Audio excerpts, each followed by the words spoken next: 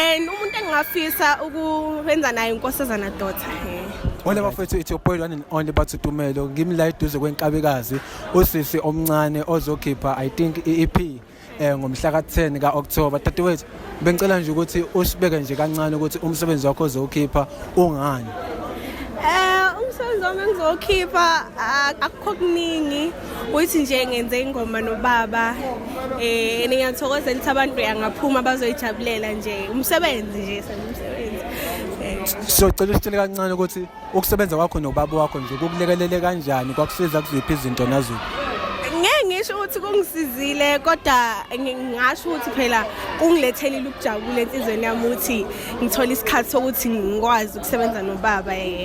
So cela usitshele ukuthi eminyakeni emibili ezayo uzibona kuphi nomculo futhi ibaphi abaculo osafisa ukusebenza nabo.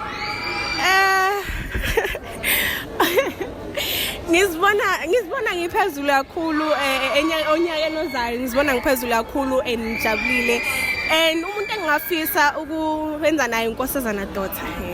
Alright, siyabonga kakhulu dadewethu. Ngiyacela ukuthi niwulalele umsebenzi wakho uyaphuma ngomhla ka-10 ka-October. Shout out.